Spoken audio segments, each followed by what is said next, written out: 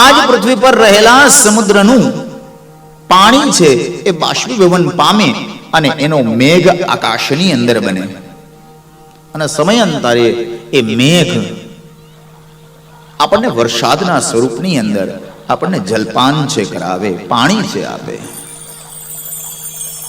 એ જ પાણી થોડું જમીનની અંદર ઉતરે અને બાકીનું પાણી છે સમુદ્રની અંદર જાય. એ જ તેજને કારણે, એ જ વાયુને કારણે વાદળા છે પરિભ્રમિત થાય, એક દિશાથી બીજા દિશાની અંદર જાય.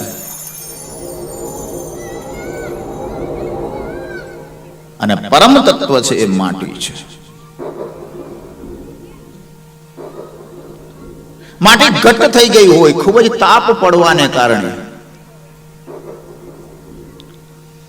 અને એ માટીનો ઉપયોગ આપણે કોઈ ઘડા બનાવવાની અંદર કરવો હોય તો સૌથી પહેલા નંબરની અંદર માટીને આપણે પોચી કરવી પડે, નરમ કરવી પડે.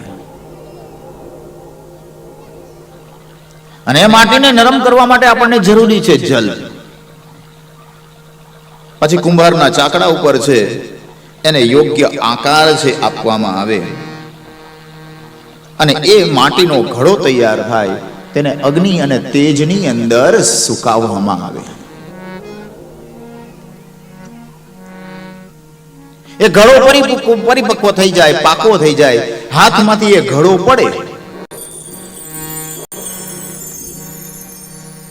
તો ફરી પાછું એ ઘડાનું નિર્માણ માટીમાં નથી થતું. કારણ કે જે ઘડો તૂટેલો છે એ ઘડાને આપણે ઠીકરા તરીકે ઓળખીએ. તેવી જ રીતે આપણું શરીર પણ પંચ મહાભૂતોથી બનેલું છે અને એમાંથી સૌથી શ્રેષ્ઠમાં શ્રેષ્ઠ તત્વ છે આપણે માટી. જન્મીએ છીએ એ પૃથ્વી કે જ્યાં એ પૃથ્વી એને તમે ખોદો એટલે વધુ ને વધુ જલ આપે અને માટી આપે.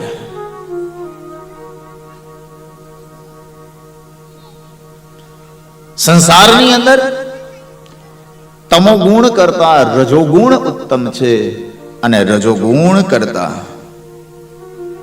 સત્વગુણ છે ઉત્તમ છે.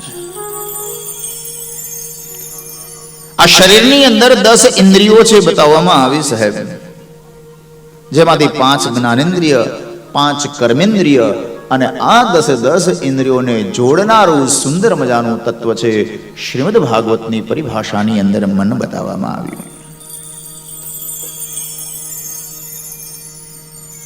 જીવનની 3 અવસ્થા બતાવવામાં આવી: જાગ્રત, સ્વપ્ન અને સુષુપ્ત.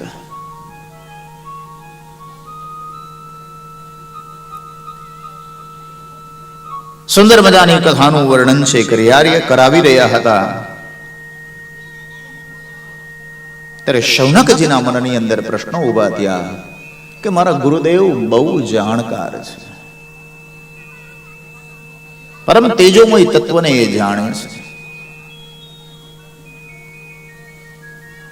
આસ્થા ઉત્પન્ન થઈ, વિશ્વાસ ઉત્પન્ન થયો.